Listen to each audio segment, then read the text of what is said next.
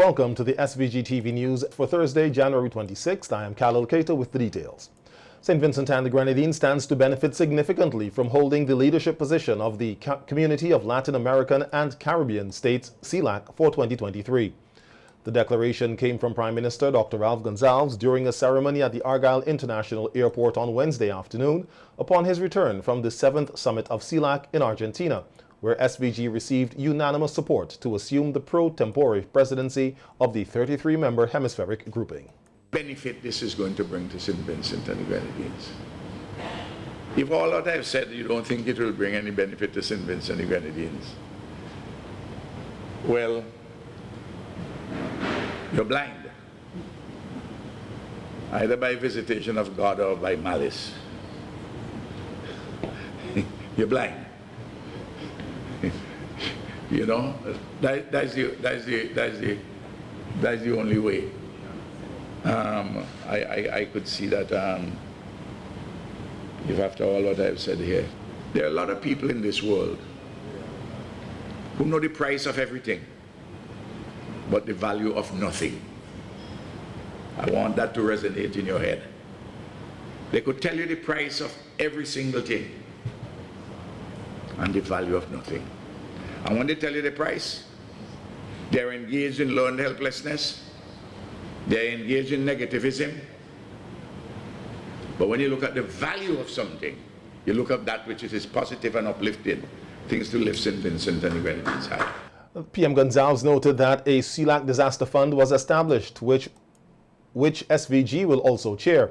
He noted that Mexico has already put money into the fund along with Argentina as well as SVG. The Conference of Parties globally under the United Nations Framework Convention on Climate Change. There's talk about a fund, but they haven't set up the fund. Or they say a fund exists, but no money is in it. Well, a fund is not a fund unless it has money. When you say you set up a fund, you mean that you intend to set up a fund until it has money in it. The non-fund relates to money inside of it. So it's as simple. You can't abuse language and say you have a fund because you declare you have a fund. But we set up a fund. Sometimes people don't like when we talk this way, you know, but you can't. If you do violence to language, you do violence to common sense.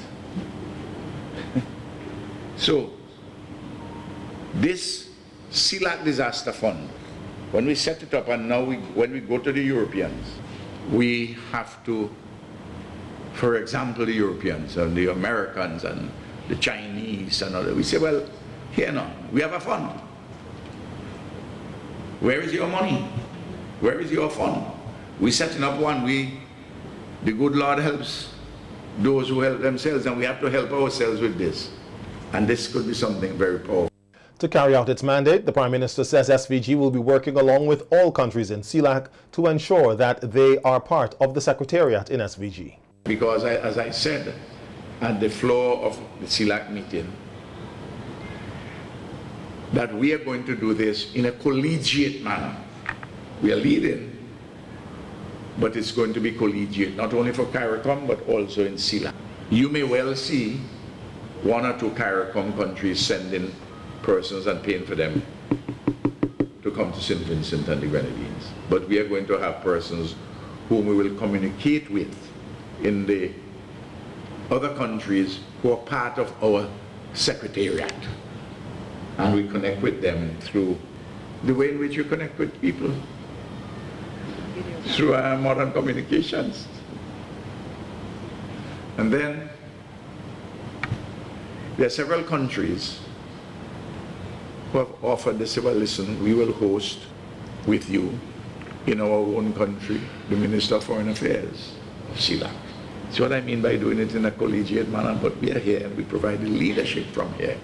And of course, I will go to various places and Kisal will go and other persons will go. The Secretariat, I've asked Dr. Slater, who was former Minister of Health and Minister of Foreign Affairs and was until recently the minister, the assistant secretary, secretary general in CARICOM, tremendous experience. He knows the regional organizations, he speaks Spanish, he's very, to have him, have Ambassador Wickham, with some bright young people from the Ministry of Foreign Affairs and from across the public service we could assign. And I believe there's a paper awaiting me from, there have been discussions already, but no, because we have now actually the pro tempore president. It can't just be options now, we just have to do these things. An area identified by PM Gonzalez for CELAC member states to work on is the issue of connectivity with air and sea transportation. He said to link the Latin American and Caribbean civilizations, they have to be able to transport goods and people. Several female organizations here stand to benefit from financial and technical support through the third phase of the Women's Empowerment Program supported by the governments of SVG and Taiwan under the International Initiatives Program. A memorandum of understanding was signed today at the Blue Lagoon Conference Room between the Embassy of the Republic of China on Taiwan and the 9 female recipients. 9 proposals were selected in July 2022 for support under the International Initiatives Program. They include agro-processing, animal husbandry, horticulture, menstrual knowledge, teaching, and other aspects involving women. Congratulating the beneficiaries, Taiwan's ambassador to SVG, His Excellency Peter Shali Lan, reminded persons that the program is not only about giving grants to women, but also for their empowerment. Remember, this program, it's all about empowerment. This is not only giving out some grant to women. I want this message to be clear. Please convey the message to your organization, to the members of your organization, because when I read those proposals and I add the potential beneficiaries together, you know what? It adds up to almost 1,000 women in St. Vincent and Grenadines. So we don't want them to simply just come here and think this is just another handing out of a grant. No, this is all about empowerment. Like the first phase, we teach you, we hand by hand, we went through the vocational training. For the second phase, we focus on the woman-owned business. Now we are focusing on the women's organization on the ground, because believe it or not, running an organization and trying to empower women, I think it's very complicated, it's very difficult, we know the challenge, so we are working tirelessly with the ministry and hopefully with our new team. The ambassador said that he is happy to be working along with another government ministry in empowering more women across St. Vincent and the Grenadines. We just concluded that phase. There were 4 rounds, 16 courses offered. Over than 300 women benefited from those courses. And we work closely together with the Ministry of Education on that phase.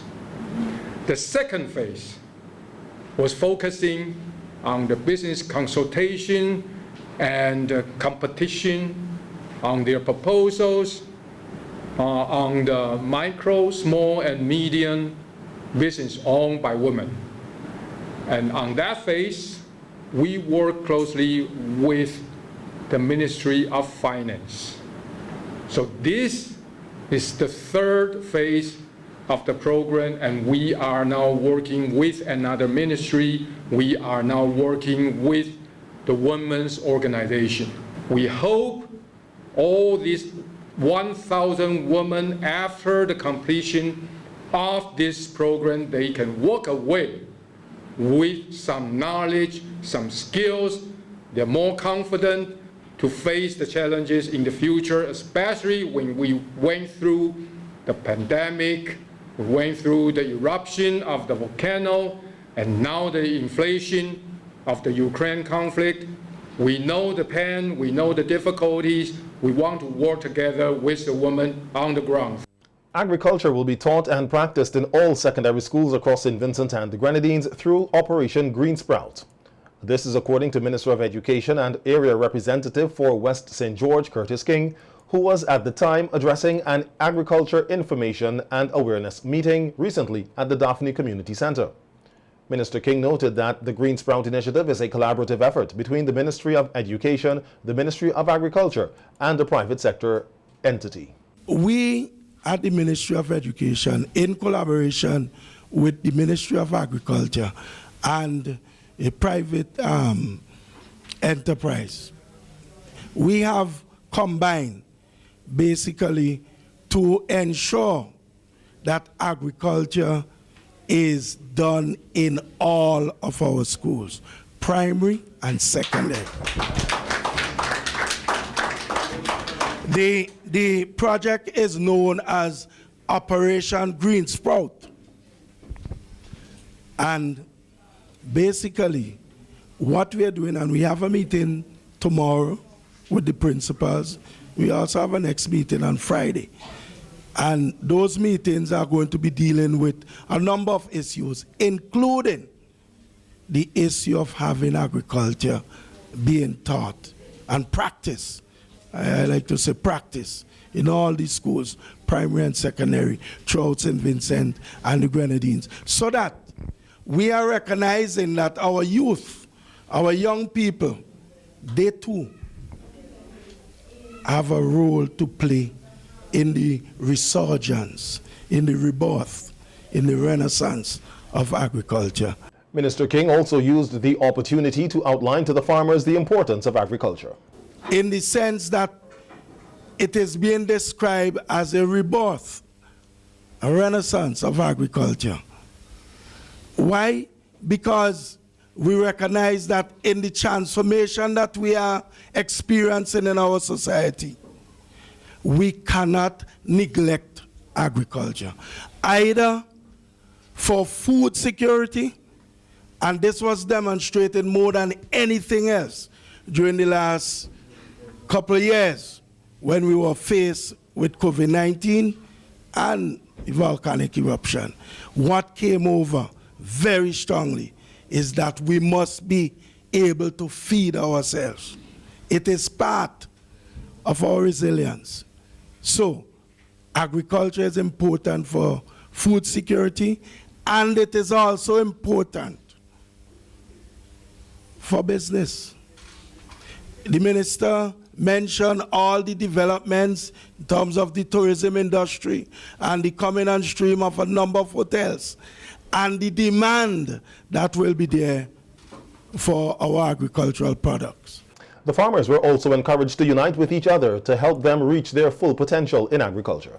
As we sat here and listened, and some members made the input, and Stalin just made a very important one. Some of the factors that are preventing us from reaching our true potential are within our control as farmers. We have to unite to deal with them. And there are also those factors outside of your control, which are the factors that we have been addressing here tonight. These are the factors that as a government, we have to ensure that we provide you with that support so that you could be in a better position. And the Ministry of Agriculture is hoping to turn the 12,000 farmers and fishermen across St. Vincent and the Grenadines into businessmen before the end of the year. This is according to the Minister of Agriculture, Saboto Caesar, who on NBC Radio yesterday said this will be done through several initiatives. We have in our country 10,000 registered farmers. We have approximately 2,000 registered fishers. What we are going to do in 2023 is to ensure that by year end, we have 12,000 small businesses, because as a farmer, as a food producer, as a fisher, you are a businessman. Do you have a receipt book? Do you have a notebook where you are writing down the amount of money that you spent for fertilizer? Can you tell the ministry, or can you, for your own accounting purposes, would you be able to, at the end of the year, say how much you spent on farm workers? And we are going to work with the Farmers Support Company this year, and I noted this in my budget address, that one of the roles that the Farmers Support Company will be playing this year is to work with the farmers and the fishers to ensure that they operate in a business-like environment. You have to count your costs. And we are going to work with you so that we can get what may seem as something small. You have to get it right.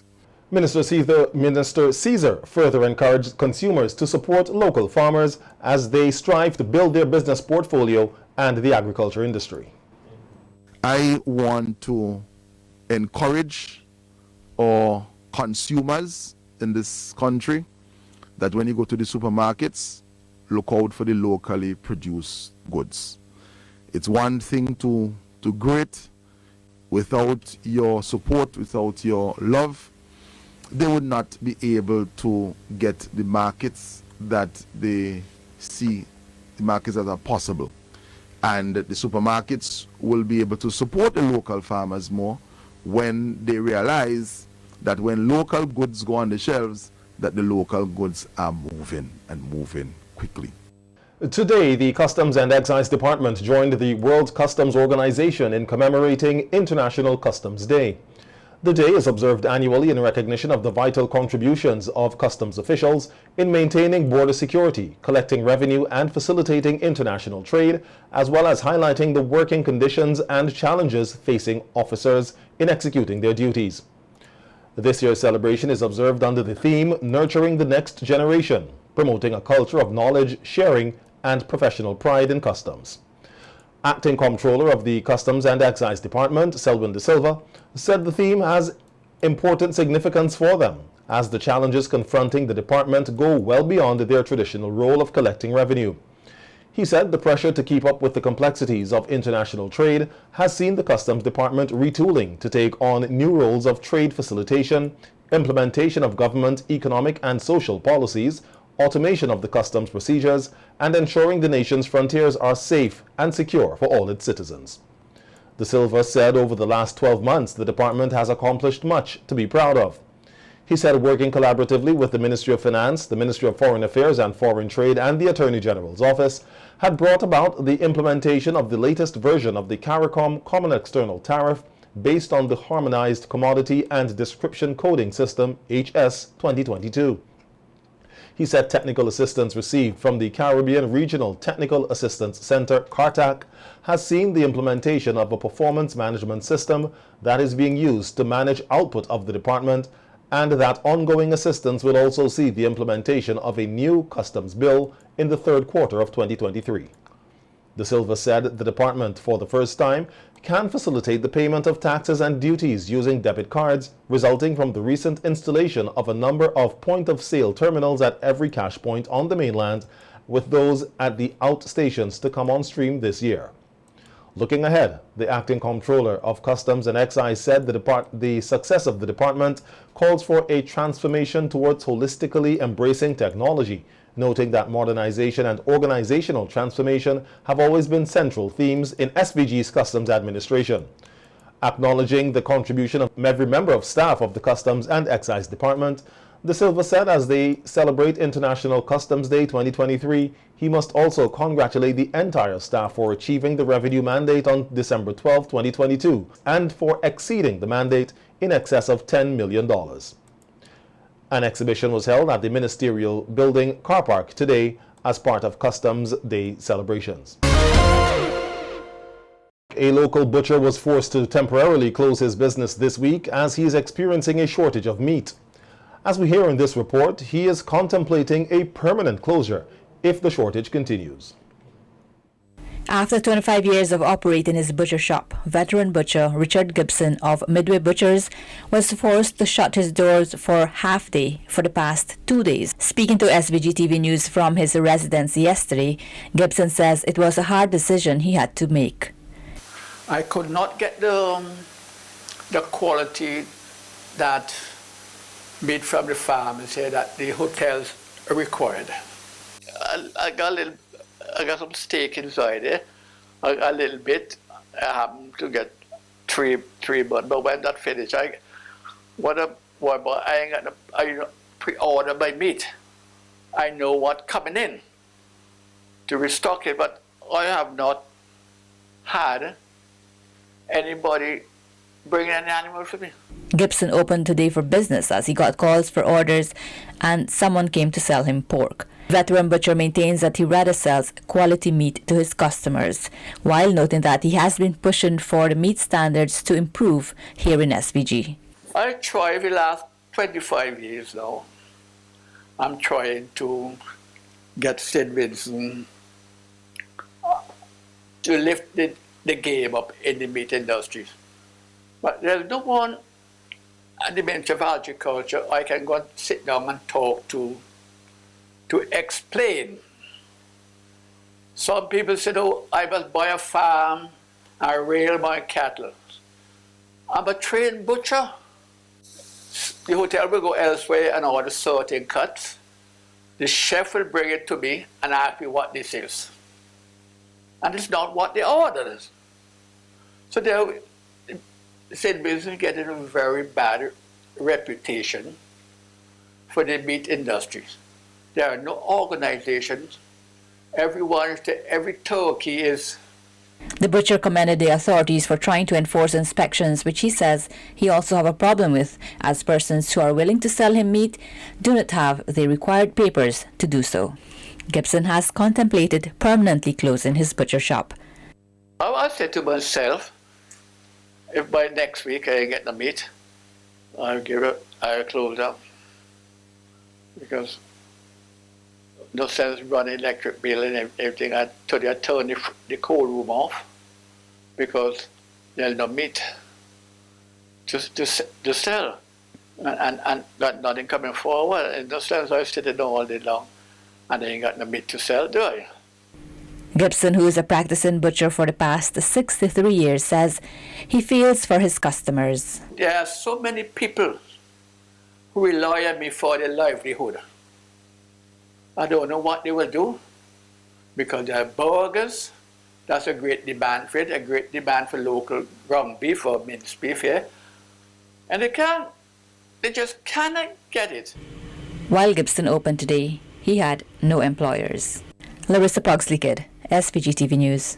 The customers of CIBC First Caribbean International Bank, CIBC FCIB, here in St. Vincent and the Grenadines, have been advised that the bank's in-branch retail operations will come to an end on March 22nd to facilitate the transition of accounts to the Bank of St. Vincent and the Grenadines, BOSVG. In a letter to prospective clients, Managing Director of BOSVG, Derry Williams, said the sale of operations of CIBC FCIB will conclude on March 24th, 2023, at which time BOSVG will acquire the business. Williams said all account numbers will remain unchanged after the transition is completed, and all fixed deposit accounts will be automatically transferred to BOSVG. Clients' existing scheduled payments and standing orders will also be automatically transferred to the BOSVG platform. According to Williams, existing loan terms will remain in effect following the transition, and online banking accounts will be transferred automatically, with credentials being sent to the clients prior to the date of transition. On July 15, 2022, CIBC FCIB announced the sale of its business in SVG and St. Kitts and Nevis to the Bank of SVG and the St. Kitts Nevis Anguilla National Bank, having received approval from the Eastern Caribbean Central Bank. Director of the National Insurance Services, Stuart Haynes, says for Social Security in SVG, pension reform is urgent at this time for financial sustainability. Haynes was addressing the issue on NBC Radio this week. Because delaying of reform, what that could lead to is what we call intergenerational inequity, where the future workers could pay a higher cost for similar benefit as the current pensioners.